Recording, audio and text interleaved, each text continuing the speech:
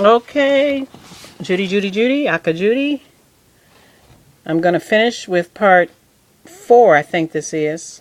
Mary Church Terrell. She was a fighter for women's rights, 1863 to 1954. Birthplace, Memphis, Tennessee. And there's Mary Church Terrell. And she says, keep on going, keep on insisting, and keep on fighting injustice. Injustice. Thank you, Mary Church Terrell. James C. Wright, a cancer research specialist, 1919. James C. Wright.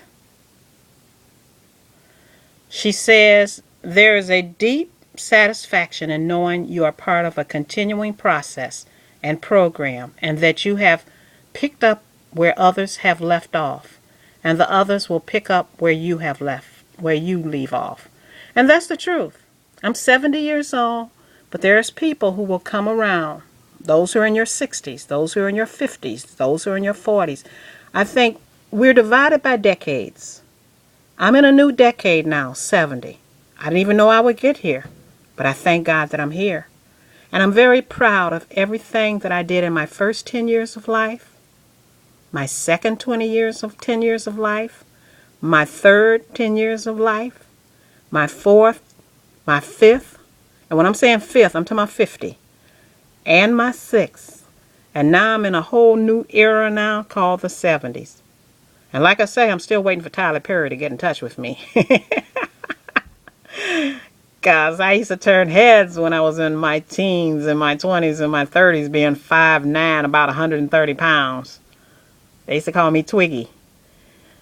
But one thing, I'm so happy I'm a black woman. Because they say black don't crack unless you're on crack. And when you see me and my pictures, no makeup, no wigs. Although if I wanted to put on one, I would put on one, a short one. That is natural me. That is natural 70. Just made it on October 24th. Judge Judy is the same age. And do you think I'm going to get on Judge Judy because she wants to dye her hair? And Annette Funicelli, same age? No. Each woman ages the way she wants to age. It's some people who have a problem with age. They think calling you old is going to make you feel bad. No, I think being old is you're a survivor. And death, no fear there. Because death comes at all ages. Some people are dead before they're even born. Ever heard of stillbirth? So the fact that I've had 70 years, I consider that a blessing. I don't care if you've got 37 years. I don't care if you got 27 years. I don't care if you got 99 years. I mean, believe it or not, I have my seniors who I have to respect. I just saw a lady the other day. She's 100, a man 110, a brother, and he's still driving. Now with me being 70, 80, 90, 100, he was 40 years old when I was born. Can you see me cussing him out and talking about how he looked? No. No way. Because the people warned me. You mess with an old person, your life will be shortened. And it will take God to do it. So that's it. Thank you, Jane C. Wright. We have to treat people the way we want to be treated. You don't want to be cussed out. You don't want to be called names. You don't want to be made fun of by the way you look. Then don't do it to others. Don't sit around and do all kind of evil things to get people thrown off of YouTube. All that's going to backfire on you. Because most people on YouTube, they're here trying to educate and do good things. Evil doesn't like good. Evil will do everything it can to destroy good. But just remember, evil loses always to good. Clarice D. Reed. She was a sickle cell anemia researcher. 1931, Birmingham, Alabama.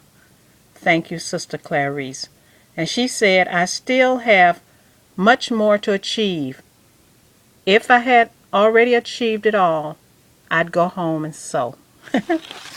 That is so cute.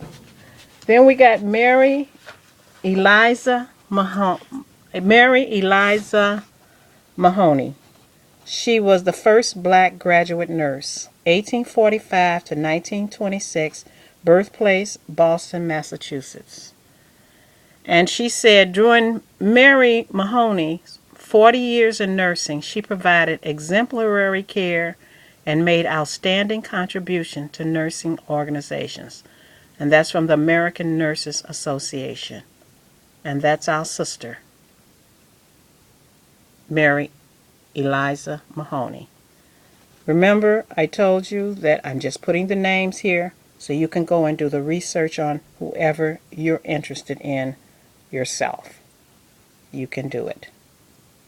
But all these people laid the road for us to be where we are today.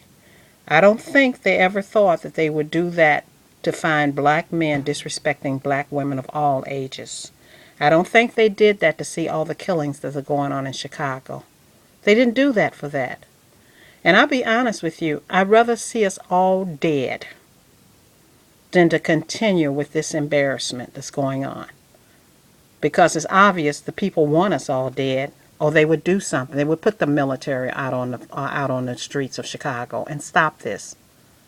When you're born in a hospital, a doctor can do things to the males and the females that they never reproduce. If we're coming out with the kind of monsters we're coming out now, I wouldn't care. Phillis Wheatley. Phillis Wheatley. Phillis Wheatley was a poet for her time, 1753 to 1784. Birthplace, Senegal, West Africa. Phillis Wheatley. Go look her up.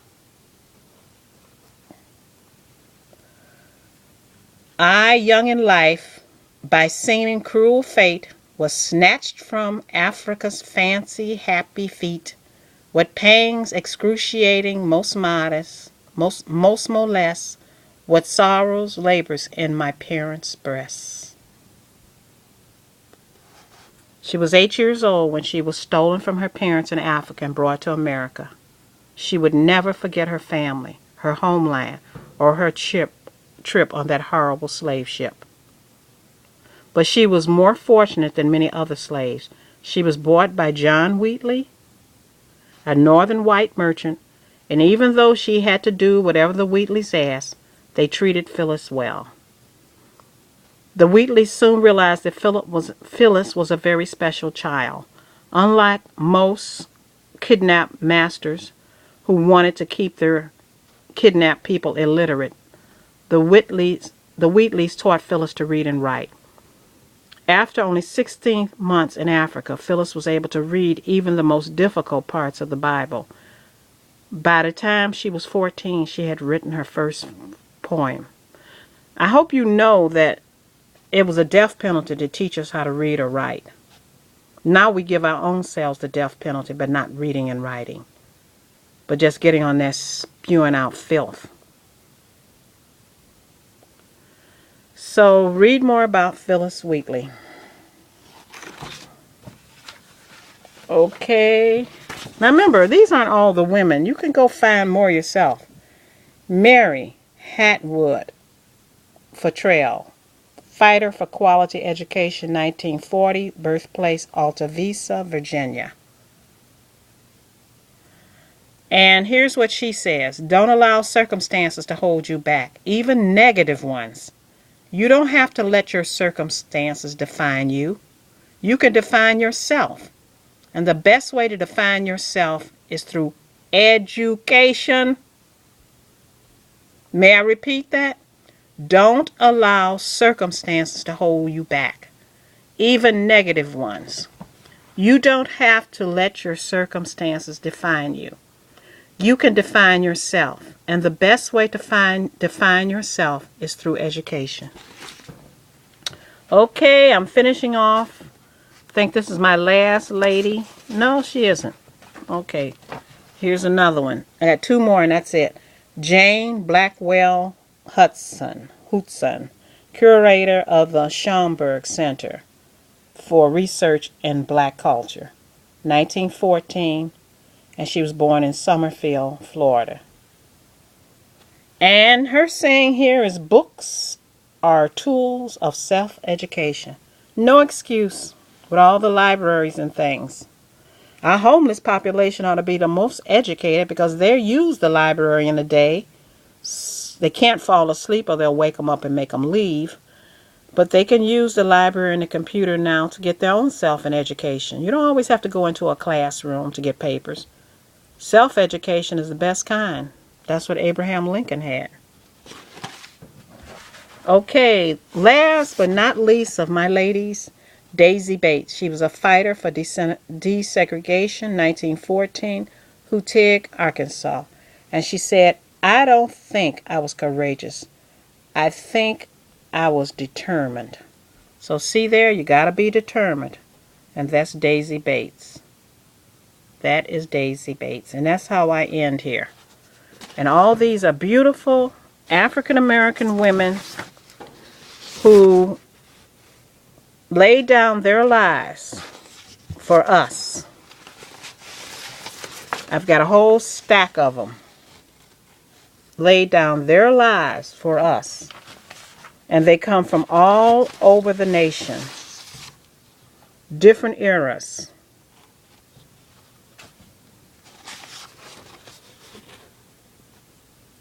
They were writers, they were nurses, they were doctors, they were researchers, they were educators. We even got some who were talk show hosts. Remember, what you put out there on the air, don't let anyone pay you to put something out on the air that you would be ashamed of years down or decades down the road if you live that long. Because what you say in your videos are going to be you're going to be remembered by. Just remember that once you put something out there, you can't pull it back because someone has already made copies of it and it's all over the world. It's been copied. So I heard it's a new drug called Molly's. Don't let the Molly's get you in trouble. Don't let the bags of white powder get you in trouble. You better think before you do what you do. You better think before you do what you do. So,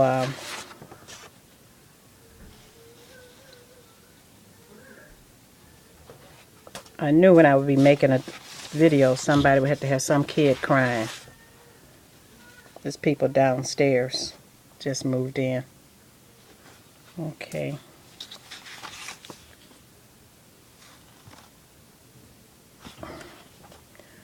All right, my loves. Just always live your life as if each day was your last, because one day you're going to be correct.